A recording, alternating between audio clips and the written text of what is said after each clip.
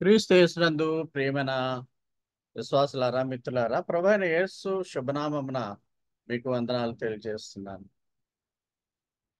ఈరోజు ప్రభువు కొండపైన చేసిన 16వ ప్రసంగము అడుగుడి, వెదకుడి, తట్టుడి అనేటువంటి అంశం మీద మనం మాట్లాడుకోబోతున్నాం. మీకు ఇప్పటి వరకు చెప్పినటువంటి కొండ మీద ప్రసంగాల్లో మనము గమనించవలసిన విషయం ఏంటంటే, క్రిస్టియన్ కౌంటర్ కల్చర్ అంటే క్రైస్తవ వ్యతిరేక ప్రపంచములో క్రైస్తవులు జీవించే విధానం గురించి ప్రభు 20 అంశాల్లో చెప్తున్నాడు. అంటే ద- భూమి మీద ఉండేటువంటి విశ్వాసులను అందరినీ కలిపి దేవుని రాజ్యం అంటారు. ఈ దేవుని రాజ్యంలో ఉండేటువంటి జనులు అంటే విశ్వాసులు వారి యొక్క ప్రమాణాలు, జీవిత ప్రమాణాలు, జీవన ప్రమాణాలు, వారు జీవించేటువంటి విధానంలో దేవుడు కోరుకునేటువంటి ప్రమాణాల గురించి ఆయన ఈ ప్రసంగాల్లో బోధిస్తున్నాడు. అంటే మనము లోకరీతికి విరుద్ధమైనటువంటి రీతిలో బ్రతకవలసి వరమై ఉన్నాం. లోకము పోయేటువంటి విధానంలో కాకుండా ప్రభువు చూపినటువంటి మార్గంలో మనము వెళ్ళవలసిన వారమై ఉన్నాము. కనుక ఈ ప్రసంగాల్లో చాలా ప్రసంగాలు మన మనసుకు నచ్చవు, కొంతమంది క్రైస్తవులు కూడా నచ్చవు. కానీ ప్రభు యొక్క మాటలు విని పరిశుద్ధాత్మ సహాయంతో వాటిని అర్థం చేసుకుని ఈ ప్రసంగాలను మనము ఆ మన జీవితంలో ఆచరణలో పెట్టవలసినటువంటి అవసరత ఉంది.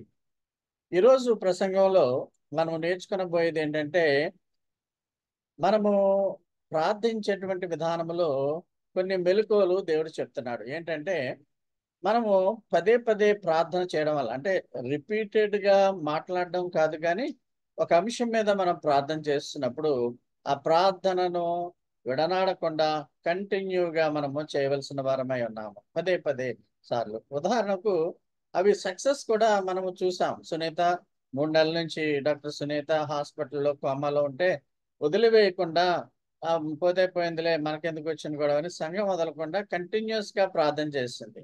పెద్ద సంఘము ఏదో 3,000 5,000 సంఘం కాకపోయినప్పటికీ చిన్న సంఘమైన చిన్న మంద భయపడకున్న విధముగా we are now looking at the living testimony of believer. ఆమె గురించి అందరూ కూడా ప్రార్థన చేయనటువంటి వారు ఎవరూ లేరు. అందరూ ప్రార్థన చేస్తారు, చిన్నపిల్లలు మొదలు పెద్దవారు. సో పదే పదే పదే పదే ఒక అంశాన్ని మనము అడగడం వల్ల దేవుడు తప్పనిసరిగా ఆ యొక్క మనవిని ఆలకిస్తాడు. అది ప్రార్థనలో ఉండేటువంటి మెలకువగా మనం చూస్తున్నాం.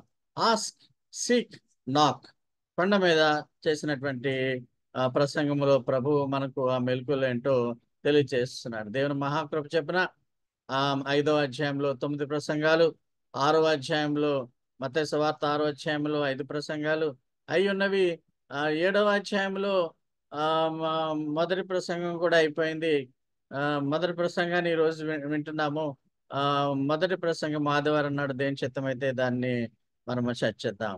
అడుగుడి, వెదకుడి, తట్టుడి అనేటువంటి ఈ యొక్క ఆ కొండ మీద ప్రసంగంలో మత్తయి సువార్త 7వ అధ్యాయము 7వ వచనం నుంచి 12వ వచనం వరకు కూడా మనము చూస్తున్నట్లయితే ఈ మొత్తము ఆస్క్, సీక్ అనే దాని మీదే, సెర్చ్ అనే దాని మీద ప్రభు మనకు ఆ ఆ, విష అవగాహన చేస్తున్నాడు.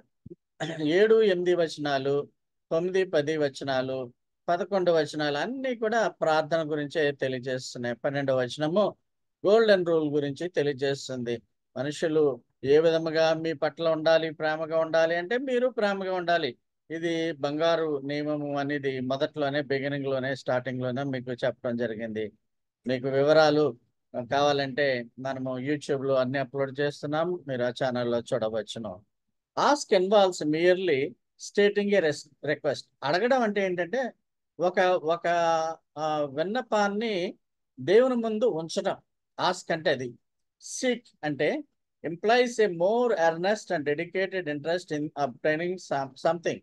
అంటే మీరు ఏ విషయం గురించి అయితే ప్రార్థన చేస్తున్నారో ఆ ప్రా ఆ ఆ ప్రా ఆ ప్రార్థనలో ఉండేటువంటి అంశం నెరవేరినట్లుగా అది జరిగే విధముగా మనము ఒక నిబద్ధతతో కంటిన్యూగా ప్రార్థన చేయడం. సీక్ అంటే వెతకడం. అంటే డెడికేటెడ్ అంటే మనము అది ఒక ఆహ్, ప్రత్యేకమైనటువంటి తలంపుతో ఖచ్చితంగా ఈ విషయం జరగాలి అన్నటువంటి విధానంతో డెడికేట్ చేసుకోవడం, సమర్పించుకోవడం అనమాట. డెడికేషన్ అంటే సమర్పించుకోవడం. ఆస్క్ అంటే జస్ట్ అడిగేసి వదిలేయడము. సీక్ అంటే సమర్పణతో మనం ప్రార్థన చేయడము. నాక్ implies determined action with a purpose. నాక్ అంటే తట్టడం అంటే ఒక సదుద్దేశముతో మనం ఏమైతే అంశం నెరవేరాలనేటువంటి విధానంలో దేవుని చిత్తానికి మనము అప్పగించుకోవడము చేసుకోవాలి నాకింగ్. మనం అడిగేది ప్రతీది కూడా నెరవేరినట్లుగా ఆయన చిత్తంలో ప్రార్థన చేయవలసిన వారమై ఉన్నాం. సో, ఆస్క్ అంటే జస్ట్ అడిగి వదిలేస్తారు కొంతమంది. కొంతమంది పదే పదే నెరవేరే వరకు కూడా దాన్ని వెతుకుతారు. నాక్ ఖచ్చితంగా మరి ఆ యొక్క ఉద్దేశ్యం నెరవేర్చుకోవడానికి ఖచ్చితమైనటువంటి విధానంలో దేవుణ్ణి అడుగుతూ పదే పదే అడుగుతూ ఉండడం కూడా నాక్ అని చెప్పవచ్చు. ఈ 3 ఆస్క్, సీక్, నాక్ 3 కూడా దేవుని పట్ల మనకుండేటువంటి నమ్మకాన్ని తెలియజేస్తున్నాయి. నమ్మకం. మీరు అడగొచ్చు అక్కడ ప్రశ్న ఏంటంటే, దేవునికి తెలీదా మన అవసరతలు? ఓసారి అడిగితే సరిపోద్ది కదా! అని అనుకోవచ్చు. కానీ దేవుని ఉద్దేశ్యం ఏంటంటే, మనము ఎంతవరకు నమ్మకముగా ఆయనను అడుగుతున్నాం. ఓ రోజు అడిగి మానేస్తా ఉంటాం. అలాగా మనకి అది దేవుని మనం అడగగానే దేవుడు వినేసి సమాధానం చెప్పేయలేనటువంటి ఆ ఆలోచన క్రైస్తవులకి మంచిది కాదు. అడగాలి. రిపీటెడ్‌గా మనం దేవుణ్ణి అడిగినట్లయితే, ఉదాహరణ మీకు చెప్పి ఉన్నాను. ఆ విధముగా మీరు దాన్ని అడిగినటువంటి అంశాన్ని మీరు నెరవేర్చుకునే విధానంలో అది జరుగుతుందని దేవుడు చెప్తున్నాడు. 3 ఉదాహరణలు ఇస్తున్నాడు. 3, 3 ఉదాహరణల్లో 2 ఉపమానాలు పారబుల్స్ కూడా ఉన్నాయి.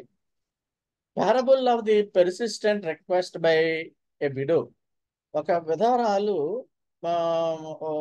ఈ ఉపమానములో న్యాయాధిపతిని నిరంతరము అభ్యర్థన చేస్తూ ఉంటుంది. రోజు అభ్యర్థన చేస్తూ ఉంటుంది.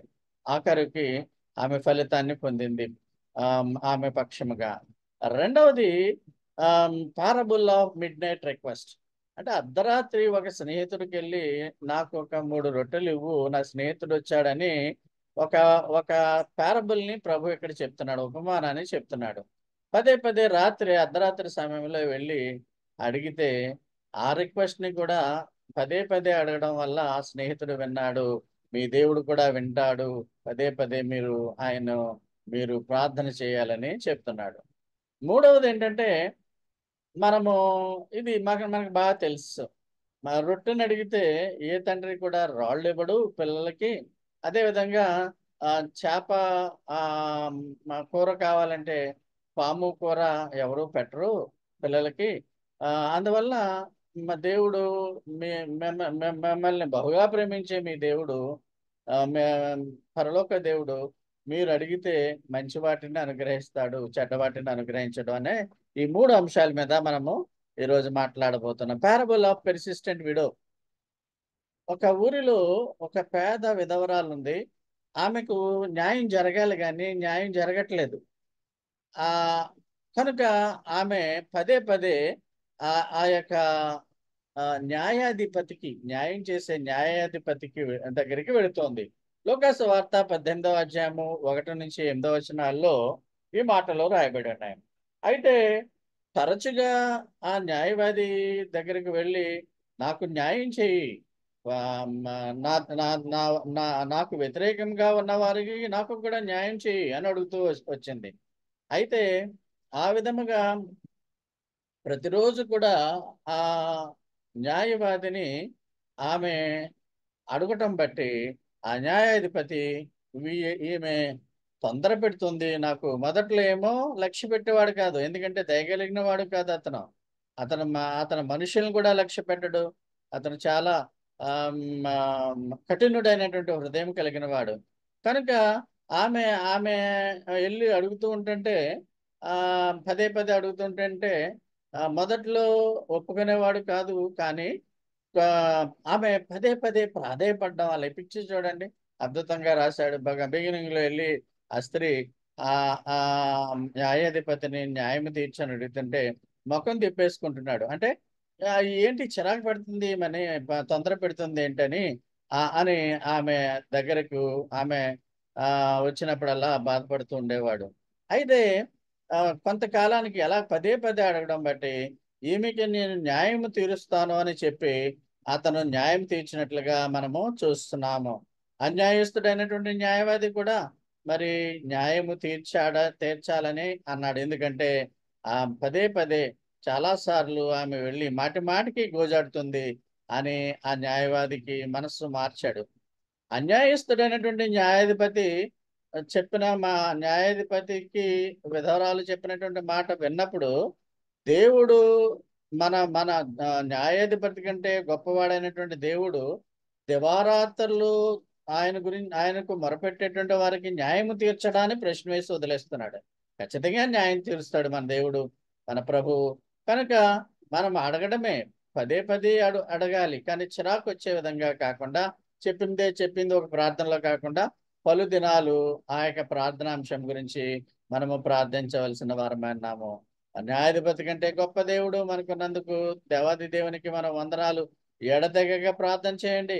అసలు ఈ టైటిల్ మొదట్లో ఇప్పుడు 7వ అధ్యాయము 1-8 వరకు మనము చూస్తున్నట్లయితే నిత్యము విసుగక ప్రార్థన చేయాలని ఆయన చెప్తున్నాడు. నిత్యము విసుగక ప్రార్థన చేయాలి క్రైస్తవులారా అన్నది. అంటే తెలుసా దేవుడికి అంటే తెలుసు. అయితే ఆయన మనల్ని పరీక్షిస్తున్నాడేమో. మనలో విశ్వాసం ఏ విధంగా ఉంది, కొంతకాలానికి అవిశ్వాసముగా తయారైపోతామేమో. మనము పర్సిస్టెన్స్‌గా పడిపోకుండా ఆయన్ని అడగాలని ఆయన ఉద్దేశమై ఉంది. దేవుని రాజ్యంలో ఉండేటువంటి పౌరులు స్త్రీ పురుషులు ఈ విధముగా దేవునితో సత్సంబంధాలు కలిగి ఉండాలి. దేవుని బోధన వినాలి. ఆయన్ని ప్రార్థించాలి. ఆయన మన ప్రార్థనలు విని సమాధానం ఇస్తాడు. అడగండి మీకు ఇవ్వబడుతుంది, వెతకండి మీకు దొరుకుతుంది, తట్టండి మీకు తీయబడుతుంది. ఇంకొక ఉదాహరణ ఇచ్చాడు ప్రభువు. అదేంటంటే పారబుల్ ఆఫ్ పెర్సిస్టెంట్ నైబర్. అంటే పెర్సిస్టెంట్ అంటే కంటిన్యూస్ గా పదే పదే. The parable of the friend at mid night. ఇది లూకాసు వార్త 11వ అధ్యాయము 1-13లో మనం చూస్తున్నాం. ఒక స్నేహితుడు ఉన్నాడు. ఒక స్నేహితుడికి అడిగే స్నేహితునికి మరి ఒక ఒక స్నేహితుడు వచ్చాడు రాత్రి సమయంలో. అతని దగ్గర ఆహారం ఏమీ లేదు. కనుక తనకు తెలిసినటువంటి స్నేహితుని దగ్గరికి వెళ్ళి మాట్లాడుతున్నాడు. ఏమని మాట్లాడుతున్నాడు? నాకు ఒక ప్రాణమిత్రుడు వచ్చి ఉన్నాడు. వాడికి పెట్టడానికి ఆహారం లేదు. 3 రొట్టెలు బదులు ఇమ్మని అడుగుతున్నాడు. అడుగుతున్నప్పుడు అక్కడ పిల్లలతో పడుకున్నాను. నన్ను డిస్టర్బ్ చేయవద్దు, నువ్వు వెళ్ళిపో అని స్నేహితుడు అడగలేదు. పదే పదే అడగడం బట్టి ఆ రొట్టెలు పిల్లలు నిద్రపోతున్న అలాగా ఈ పిక్చర్లో చూపిన విధముగా ఒక 3 రొట్టెలే కాకుండా తగిన రొట్టెలు ఇచ్చి పంపించాడు. ఇది 11వ అధ్యాయము 5-8 వచనాల్లో మనం చూస్తున్నాం. ఇక్కడ 7వ వచనం చూస్తే లోపలనే ఉండి నన్ను తొందర పెట్టవద్దు. అక్కడేమో న్యాయాధిపతిని ఆమె తొందర పెట్టినట్లుగా ఉంది. ఇక్కడ లోపలే ఉండి నన్ను తొందర పెట్టవద్దు, తలుపు వేస్తున్నది, నా చిన్నపిల్లలు నాతో పడుకుని ఉన్నారు, నేను లేచి ఇయ్యలేనని చెప్తాడా? పదే పదే అడిగిన స్నేహితుడిని క్వశ్చన్ మార్క్ వేసి వదిలేస్తున్నాడు ఇక్కడ. కానీ ఆ స్నేహితుడు లేచి అడిగిన దానికంటే కావలసినటువంటి రొట్టెలు ఇచ్చినట్లుగా చెబుతున్నాడు. అందుకనే మీరు అడగండి మీకు ఇవ్వబడతాయి, వెతకండి మీకు దొరుకుతాయి, తట్టండి మీకు తీయబడతాయి. అంటే ఈ స్నేహితుని కంటే గొప్ప స్నేహితుడైన యేసు ప్రభు మనకున్నాడు. 3 రొట్టెలు అడిగితే ఇక్కడ చాలా రొట్టెలు ఈ స్నేహితుడు ఇచ్చాడు. డిస్టర్బెన్స్ కొంత చిన్నపిల్లలతో ఉన్నప్పటికీ డిస్టర్బెన్స్ ఫీల్ అవుతున్నప్పటికీ స్నేహితుడు పదే పదే అడిగిన మీదట అనేక రొట్టెలనిచ్చి ఆ స్నేహితుడిని సాటిస్ఫై చేసి పంపించినట్లుగా ఈ యొక్క కథలో ఉన్నటువంటి ఈ పారబుల్లో ఉపమానంలో ఉన్నటువంటి సారాంశం అంటే పదే పదే అడగండి. న్యాయాధిపతిని ఆ స్త్రీ కూడా పదే పదే అడిగినట్లుగా మనం చూస్తున్నాము. ఇంకా బ్రెడ్ స్టోన్, రొట్టె రాళ్ళు, ఫిష్ స్నేక్. ఈ కథ మనం ఈ ఈ ఈ కథను ఎప్పుడో సండే స్కూల్లోంచే వింటున్నాం. ఇక్కడ కొండ మీద ప్రసంగంలో ఈ యొక్క కథను కూడా ఇంక్లూడ్ చేయవలసి వస్తుంది. ఎందుకంటే అడగండి మీకు ఆయన ఇస్తాడు, తట్టండి మీకు ఆయన తీస్తాడు, వెతకండి మీకు దొరుకుతుంది అన్న అంశానికి ఈ కథ కూడా జోడిస్తున్నాం. ఇక్కడ పిక్చర్లో చిన్న కార్టూన్ ఒకళ్ళు వేశారు. డాడీ డాడీ నాకు ఈరోజు గుడ్లు కావాలి అంటే గుడ్లు లేవమ్మా అని ఆ యొక్క సాసర్లో మన ఇంట్లో ఆ, తేళ్ళు పాములు మాత్రమే ఉన్నాయని ఒక తేలుని ఆ కుమార్తె ఎదురుగుండా ప్లేట్లో పెడితే ఆమె ఏ విధంగా ఆశ్చర్యపోతుందో, dad I ask for eggs, నేను గుడ్లు కోసం అడిగితే నువ్వేంటి తేలుని పెట్టావు అని అడుగుతుంది. అదేవిధంగా ఆ తండ్రి ఏమంటున్నాడంటే, sorry baby, all we have ఈ స్నేక్స్ అండ్ స్కార్పియన్స్. పాములు ఈ మన మన యొక్క వంటగదిలో కూడా ఏమీ లేకపోవడం వల్ల పాములు తేళ్లు జరిగాయి, ఒక తేలుని తీసుకొచ్చి నీకు ఇచ్చాను అన్న విధంగా ఈ కార్టూన్ మనకి తెలుస్తుంది. ఇందులో ఈ కార్టూన్ లో కూడా ఈ పిక్చర్ లో కూడా రాళ్ళు రొట్టెలు, చేప, పాము, ఈ ఈ దీంట్లో మనము తండ్రి మంచితనాన్ని తెలుసుకోబోతున్నాం. ఇందులో ఏమంటున్నాడంటే, ఒక ఒక ఫాదర్ని పిల్లలు రొట్టె అడిగితే, అంటే ఆహారము, నాకు మంచి భోజనము డాడీ పెట్టండి, బిర్యానీ పెట్టండి అంటే ఖచ్చితంగా లేకపోయినా వండి పెడతారు. లేకున్నా పిల్లలు అడిగినప్పుడు అప్పు చేసైనా పెడతారు. రాళ్ళు ఎవరు ఇవ్వరు. ఇలాగా సాసర్లో పేర్చి రాళ్ళు ఇచ్చి ఇదే రొట్టె అనుకుని భుజించేయని అనరు. ఏ తల్లిదండ్రులు అనరు. ఆ రాళ్ళను ఇచ్చేసి రొట్టెలుగా భావించి తినేమని ఎవరు అనరు. ఈ పిక్చర్లో ఒక చిన్న బిడ్డ దగ్గర చేప ఉంది. ఆ, మా- ఒక కుమారుడు తన తండ్రిని, నాకు ఒక చేప కావాలి, లేక చేపల కూర కావాలి అంటే పాము ఇచ్చి, ఈ పిక్చర్లో లాగా మా బాబు ఈ పాము, చేపలు లేవు, పాముల పులుసు ఉందని ఎవరో పెట్టి ఎవరు పిల్లలకి. ఆ విధంగా మనము చూస్తున్నట్లయితే పిల్లల పట్ల మీరు, all human beings are sinners, మనము సేవ్డ్ సిన్నర్స్ కాబట్టి మనలో పాప స్వభావం కొంతవరకు ఉంటుంది రక్షింపబడినప్పటికీ. మన బుద్ధి సరిగా ఒక్కొక్కసారి పనిచేస్తూ ఉండదు. కాబట్టి మనం ఎప్పుడు కూడా దేవుని నీడలోనే పరిశుద్ధపరుచుకుంటూ ఉండేవారముగా మనము బ్రతకాలి చనిపోయే వరకు కూడా. మనము ఒక రకంగా చెడ్డవారముగా ఉంటాం. మనము చెడ్డవారమైనప్పటికీ మన బిడ్డలు ఏదైనా మంచి చేయమని అడిగితే మంచిని చేసే వారంగా ఉంటాం.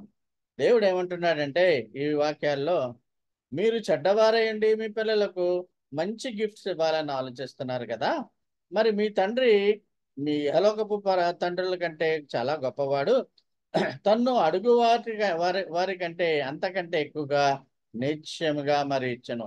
అక్కడ 3 రొట్టెలు అడిగాడు. అర్ధరాత్రి 3 రొట్టెలు అడిగాడు. తన స్నేహితుని ఎవరో వచ్చారు, దయచేసి నా దగ్గర ఏమీ లేదు కానీ 3 రొట్టెలు, చాలా రొట్టెలు ఇచ్చి పంపించాడు.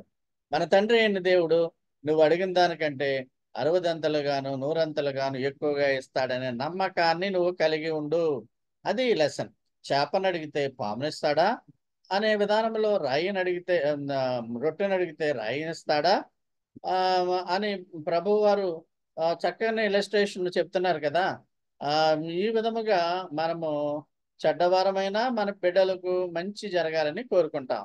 అయితే మన మన ప్రభువు అంతకంటే మంచివాడు కనుక, how much more will your father who is in heaven give what is good to those who ask him. అడగాలి, పదే పదే అడగాలి. మంచి బహుమానాలు ఆయన నీకు ఇస్తాడు. తల్లిదండ్రులు పిల్లల్ని సాటిస్ఫై చేయడానికి ప్రయత్నం చేస్తూ ఉంటారు. వాళ్ళు అప్పులు చేసి చదివిస్తూ ఉంటారు. ఏమీ లేకపోయినా వాళ్ళు పస్తులు ఉండైనా అది వారికి బహుమానాలు, చదివిస్తారు. వారి పెళ్ళిళ్ళు చేస్తారు. పెళ్ళిళ్ళ యొక్క ఆ పిల్లల్ని చూస్తూ ఉంటారు. వాళ్ళు చనిపోయే వరకు కూడా పిల్లల కుటుంబం పట్ల ప్రేమను కలిగి ఉంటారు. అంతకంటే గొప్ప ప్రేమను దేవుడు కలిగి ఉన్నాడని మనం గుర్తు చేసుకోవాలి. ఇక్కడ మనము ఒక వితంతు కథ చూసాము, స్నేహితుడు కథ చూసాము, ఈ యొక్క రొట్టె రాళ్ళు యొక్క ఆ ఉదాహరణ చూసాము.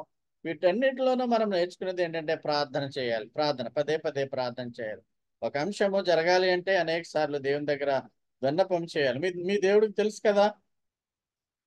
ఆయన ఎందుకు చేయట్లేదని ఇతరులు అడిగినప్పటికీ ప్రే కంటిన్యూస్లీ స్టెడ్ ఫాస్ట్లీ అని ఆయన చెప్తున్నాడు. అందుకనే తెస్సలోనికీయులకు రాసిన మొదటి పత్రిక 5వ అధ్యాయము 16, 17 ఏమంటాడంటే ఎల్లప్పుడూ సంతోషంగా ఉండండి, ఎడతెగక ప్రార్థన చేయండి, కంటిన్యూస్ గా ప్రార్థన చేయండి, ప్రతి విషయమందు కృతజ్ఞతాస్తుతులు చెల్లించండి. రోమీయులకు రాసిన పత్రిక 12వ అధ్యాయం 12వ వచనంలో అంటాడు, ప్రార్థన యందు పట్టుదల కలిగి ఉండండి. Continuously steadfastly you must be in prayer. అంటే శ్రమ వచ్చినా బాధ వచ్చినా పట్టుదల కలిగి ఉండాలి. పట్టుదలకి ఇంగ్లీష్లో స్టెడ్ ఫాస్ట్లీ అంటారు. కంటిన్యూ అంటే నిరంతరము ప్రార్థన మరవద్దు. రోమిలకు రాసిన పత్రిక 12:32. ఇంకొక ఇక్కడ మంచి వాక్యం ఏం చెప్తున్నాడంటే నాకు ఎప్పుడు కూడా నచ్చే వాక్యము రోమా 8:32. దేవాది దేవుడు తన ఏకైక కుమారుడు సొంత కుమారుడినే మనకిచ్చి ఆ శిలువ మీద బలియాగం చేసి రక్తం చిందించి నిన్ను నన్ను పాపము నుండి విమోచించాడే. తన సొంత కుమారుడిని సెలువుకు అప్పగించడానికి వెనుదీయలేదు కదా. ఇంకంతకంటే ఇంకేమి ఆయన మనకి ఇవ్వాలి? ఆయనతో పాటు సమస్తమైనటువంటిది కూడా మనకు అనుగ్రహిస్తానని చెప్తున్నాడు. మొదటి యోహానులో ఒకే పత్రిక ఒకే అధ్యాయం ఉంటుంది. దాంట్లో ఆయన మనకేం చెప్తున్నాడంటే సమస్తాన్ని మీకు అనుగ్రహిస్తున్నాడు. నా పిల్లలు సత్యమును అనుసరించుట నేను చూచి ఎంతగానో సంతోషించుచున్నాను అని చెబుతూ మీరు ఆయన రాజ్యాన్ని వెతకండి, మీకు అన్ని కూడా అనుగ్రహించబడతాయి అని చెప్తున్నాడు. మనం సత్యము వెంబడి నడవలసిన వారమైనాము. యేసు వెంబడి మనం నడవలసిన వారమైన. కొలస్సీలకు రాసిన పత్రిక 4వ అధ్యాయం 2వ వచనంలో continue earnestly in prayer being vigilant in it with thanks giving. ఎప్పుడు కూడా కృతజ్ఞతాస్తుతులు చెల్లించు దేవునికి చేయవలసిన వారమై ఉన్నాము. కాబట్టి ఒక అంశం మీద నువ్వు ప్రార్థన చేస్తే నీ భవిష్యత్తు బాగాలేదా, ఒక రోజు ప్రార్థన చేసేసి వదిలేక యు ప్రే కంటిన్యూస్లీ. మీకు పదే పదే చెప్పాను, మన డాక్టర్ సునీత కోమా స్థితిలో ఉండి మరణానికి దగ్గరగా వెళ్ళిపోయి మళ్ళా తిరిగి సజీవురాలుగా మీ కళ్ళ ముందు because of your prayers, our prayers, because of her faith. ఈ విధంగా పదే పదే 3 నెలల నుంచి చేయడం వల్ల దో our church is very small church, God listened our prayers so faithfully. మనము నమ్మదగిన వాళ్ళమైతే ఆయన కూడా నమ్మదగిన వాడు. కాబట్టి ఆయన చేసే బైబిల్లో ఆయన చేసే వాగ్దానం ఏంటంటే పదే పదే చేసే వాగ్దానం నమ్మకముగా ప్రార్థన చేయండి. నీకు నమ్మకం ఉంటే ఖచ్చితంగా ప్రభు తన చిత్తములో దాన్ని అనుగ్రహిస్తాడు. కనుక మనము విధేయతతో జీవించి దేవుని చిత్తానుసారంగా దేవుడు ఇష్టపడే విధముగా మనము తప్పనిసరిగా ప్రార్థించినట్లయితే ఆ ప్రార్థనకు సమాధానం వస్తుంది. అందుకనే మనం గమనించేది ఏంటంటే భూ సంబంధమైన తల్లిదండ్రులు మనకు మంచి చేయాలంటారు. పరలోక తండ్రి మనకి ఇంకా ఎంత మంచి చేయాలనుకుంటారు ఒకసారి మనం ఆలోచించుకుందాం. మరి ముఖ్యంగా మనం చివరి వచనంలో మనం ఏం చూస్తున్నామంటే ఒకవేళ నువ్వు మంచిగా ఇతరుల దగ్గర నుంచి you always expect good from others. ఇతరులు నిన్ను ప్రేమించేయాలి, ఇతరులు నీకు బహుమానాలు ఇచ్చేయాలి, ఇతరులు నిన్ను ఎంతగానో వారు ఇబ్బంది పెట్టకుండా నిన్ను ప్రేమగా చూడాలి అనేటువంటి కోరుకుంటావే, నువ్వు కూడా ఆ విధంగానే ఉండు. ఇతరులు ఏ విధముగా అయితే నిన్ను ప్రేమించాలని కోరుకుంటావో నువ్వు కూడా అదే విధముగా చేయని గోల్డెన్ రూల్లో చెప్పి ఉన్నాడు. బంగారుపు నియమంలో ఆయన చెప్పి ఉన్నాడు. అది 12వ వచనం. యాక్చువల్గా ఈ వచనానికి ముందు వచనాలకి పెద్దగా అంత కొరిలేషన్ కుదరట్లేదు. కానీ ఈ వచనము ముగింపులో ఏమంటాడంటే మనుష్యులు మీకు ఏమి చేయాలని మీరు కోరుకుంటున్నారో అలాగనే మీరు వారికి చేయండి, ఇది ధర్మశాస్త్రము ప్రవక్తల ఉపదేశమై ఉంది. ఈ 7వ అధ్యాయము 12వ వచనాన్ని గోల్డెన్ రూల్ లేక గోల్డెన్ నియమం అంటారు. నిన్ను వల్లే నీ పొరుగువాని ప్రేమించు. నిన్ను వల్లే నీ పొరుగువాని ప్రేమించాలంటే తండ్రి అయినటువంటి దేవుని నువ్వు ముందు ప్రేమించడం నేర్చుకో. దేవుని ప్రేమించినప్పుడు ఆటోమేటిక్గా దేవుని రూపంలో సృష్టింపబడినటువంటి మనుషులను, నీ చర్చ్ వారిని, నీ క్రైస్తవుల్ని, నీ పొరుగు వారిని నువ్వు ప్రేమించగలుగుతావు. అప్పుడు వాళ్ళు కూడా నిన్ను ప్రేమిస్తారు. నువ్వు వారిని ద్వేషిస్తూ ఉంటావు, పరమతాల్ని నువ్వు ద్వేషిస్తూ ఉంటావు, ఆటోమేటిక్గా వాళ్ళు నిన్ను ద్వేషిస్తూ ఉంటారు. వాళ్ళని దోషం చేస్తూ ఉంటావు, నిన్ను ఆటోమేటిక్గా చేస్తూ ఉంటారు. నువ్వు వారిని ప్రేమించావు అనుకో, యేసు ప్రేమతో నువ్వు వారిని చూసినట్లయితే అదే ప్రేమతో వారి నుండి చూసే అవకాశం ఉంటుంది. ఇదే చివరి వచనంలో ప్రభు దాన్ని పెద్దలు గోల్డెన్ రూల్ అని చెప్పి ఉన్నారు. అయితే ఇది మిగిలిన ముందున్నటువంటి వాక్యాలకి దీనికి సంబంధం లేదు కానీ మనము ముగింపు అట్లాగే ఇచ్చి ఉన్నాడు. అయితే మనము ఈ రోజు నేర్చుకునే విషయంలో ఏంటంటే పదే పదే అడగాలి, పదే పదే వెతకాలి, పదే పదే దేవుని తట్టాలి. ఒకసారి దేవుడు వెంట దేవుడు తెలియదా అనే కాన్సెప్ట్ ఇక్కడ కుదరదు. రిపీటెడ్గా you must appeal God repeatedly for anything you ask. ఏదైనా నువ్వు అడుగుతున్నప్పుడు రిపీటెడ్గా నీ చిత్తంలో నెరవేర్చు దేవా అని మనం ప్రార్థన చేయాలి. ఇంకొక విషయం ఏంటంటే నీవు అడిగేటివన్నీ కూడా నీకు అనుగ్రహించబడతాయి. దేవుని చిత్తంలోనే నువ్వు నమ్మిన యెడల నీకు అవి అనుగ్రహించబడతాయి. అడగండి, ప్రేయర్‌లో పదే పదే అడగండి.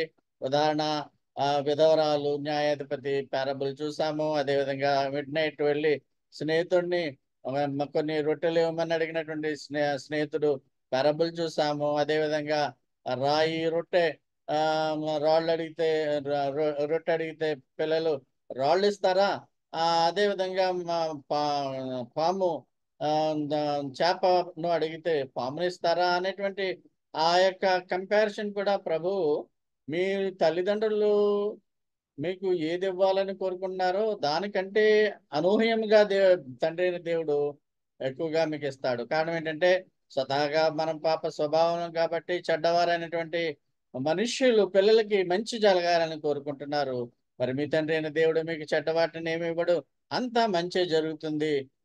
ఆ విధముగా మీరు ఎప్పుడు కూడా ఆలోచన చేయాలి. కొండ మీద ప్రసంగాల్లో మీరు జ్ఞాపకం చేసుకోవాల్సింది ఏంటంటే స్పిరిచువల్లీ గైడెడ్ బిలీవర్స్ అంటే ఆత్మ సంబంధంగా నడిచేటువంటి విశ్వాసులు ఈ భూమి మీద బ్రతికున్నంత కాలము దేవుని రాజ్యంలో ఉంటారు.